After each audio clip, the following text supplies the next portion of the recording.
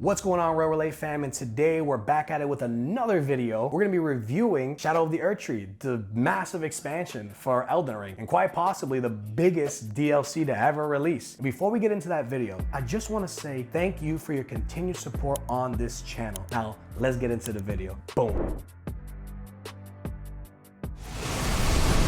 Mimic, please! Let's go! Guided by Empyrean Mikola, players are beckoned to the Land of Shadow, a place obscured by the Erdtree where the goddess Marika first set foot. In these strange new lands, players discover the dark secrets of the world as they meet others who follow in Mikola's footsteps with ulterior motives. The Shadow of the Erdtree is a fully fledged expansion for Elden Ring that adds a whole new map with tons of new weapons, shields, talismans, sorceries, incantations, spirit ashes, ashes of war, armor sets, and new consumables and craftables. It was released on June 21st, 2024 and is available on Xbox, PlayStation, and PC, and the game was developed by FromSoftware. That's pretty much the synopsis of the game. I don't want to go too crazy into it. Like, again, it's a surface level review. I'm gonna just tell you guys my sentiment, what I liked, what I disliked, and do I think it's worth buying if you're already an Elden Ring fan or if you're someone coming in brand new into the series, you know what I mean? Let's go into the things that I absolutely loved about Shadow of the Erdtree. The first thing I loved about Shadow of the Erdtree was the exploring. Yo. I absolutely loved the exploring. I mean, talk about just popping an edible and just going on torrent and just going around. It's awesome. It was fantastic. The areas are so well designed. I mean, it's beautiful. The minute you walk into the map, it gives you that grandiose, that boom, that massive feel. It gives you that Elden Ring when you first came up to the first steps. It gives you that feeling again of just, wow, this is gonna be massive. The areas are beautiful, but something about them makes them feel also dangerous at the same time. It's a great feeling. It's like you're excited to get into it, but you're also nervous and scared because you know you're gonna have to probably go through months of therapy like I did. The exploring and venturing is top tier. This is where I feel like they really do shine. There's tons of secrets. Like there's like little corners that you wouldn't even think to look. There's something there. And there's tons of verticality. I mean, the map is about the size of like Limgrave and Caleb, you know, maybe a little bit of Liurnia. It's a pretty sizable map and it goes deep. I mean, pause, you know, I would go on top level, bottom level, middle level, and I'm like, dude, how deep does this thing go? At first, it's very daunting, but as you come back to the game over and over and you traverse every little corner, and that's kind of what I do. I like break it up into sections. You're gonna explore every little piece, and there's gonna be even more for you to come back to. So that's what I like about it too. The value in terms of what you're getting per square footage of the whole map, it's a lot. There's a lot to explore, and there's a lot to do in this game. I was playing on an Xbox Series X. Graphics are top notch. You feel fully immersed into it. The graphics are just insane. Like the weapons, the spells, like you really do feel like you're living in this era. Like it's very immersive. I mean, this is a DLC coming from a main game. Like it was pretty good. I was actually pretty surprised. There's one part of this map, I'm not gonna spoil it. There's a couple of parts, but there was one particular part in this map that I just sat there for like 20 minutes and I was like, wow, this is such a beautiful place to just sit down. Like last but not least, the last thing I liked about it was the soundtrack. The soundtrack was epic. The boss fights with the music, I mean, that's all I gotta say. I mean, it is just crazy. I mean, I'm literally fighting this giant ass dragon and shit. Like, I just feel like I'm in Lord of the Rings or some shit like that. Even like the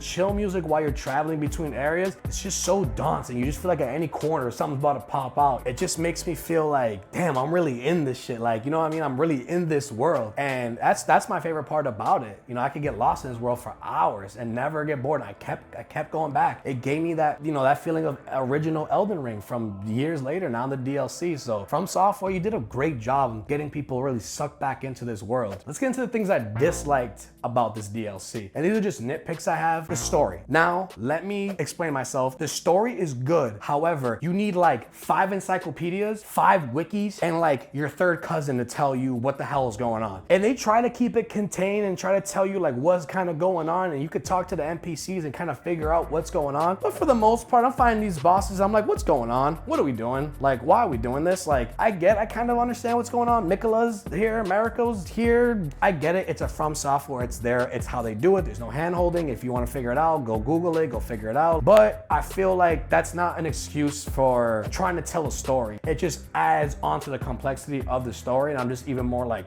what the fuck? It's a good story, but it's just really intricate. The next thing I didn't really like about Shadow of the Erdtree, the combat. It looks cool, like the sorceries, the incantations. I had a lightning dart, the Death Knight build. It looks fucking sick. It just, but after playing something like Wukong that just felt buttery smooth, playing something like this, I was like up, hack, slash. Like, it just doesn't feel as modern. It feels really clunky and outdated. And listen, I played Liza P that was similar to this. That felt really good. And it depends on the type of build that you have, because you can have a fluid like build and shit, or you have like a sorceries or incantations. But for the most part, it doesn't feel as modern, as smooth or something compared to like Wukong, like I said. And the last thing I really didn't like about this game, or I had an issue with, or a minor Erdtree, no pun intended, the difficulty. And I know people came in from the main game, coming into the DLC, were like, oh, I got this, and people were getting their ass beat. It's a hard game. I get it. I'm with it. I don't want the nerfs. I'm not saying they should nerf it, but compared to the base game, I felt like the DLC was much more difficult. Some bosses did feel a little cheesy. It just felt like they were just There was some shit in this game where I just felt like, dude, that's bullshit. That's just bullshit, man. I gotta get good, skill issue, but I gotta keep it a buck. So my final thoughts and score on Shadow of the Erdtree, I've been tearing it apart. I've been talking about things I love, things I didn't like about it. Shadow of the Erdtree is one of the most exceptional DLCs I've ever played. Arguably one of the best ever released. However, it's not for everyone. The challenging gameplay, the punishing bosses, and the intricate story may deter some players. But if you're watching this review, you are likely already a fan of Elden Ring and just want to know if the DLC is worth the $40 price tag. And let me tell you, Shadow of the Erdtree delivers everything fans could have hoped for and more. It's practically an entirely new game, expanding the world in thrilling ways, and is 100% worth the investment. But take your time, dive in, and savor the experience. I'm gonna give Shadow of the Erdtree a 10 out of 10. It is by far one of the best DLCs I've ever played in my life. Thank you FromSoftware for dropping this absolute masterpiece. $40, this might be some of the best value you can get ever. If you need to watch something to get you over that fence, this is the review. Go get the game. I love y'all, Real Relate fam. Don't forget to check us out over on Twitch. Go check out my Instagram for my written reviews as well too. And if you've made it to this far in the video, come on, just get a little closer. Get over here. Yeah, you. If you made it to this far in the video, type in the comment section down below, Travis is my son. Type that in, Travis is my son. Type that in the comment section below. I might send you a little gift. Don't forget to tickle that like button. Don't forget to fondle the subscribe button. And don't forget to caress the comment section. Get ready for the next one. Deuces.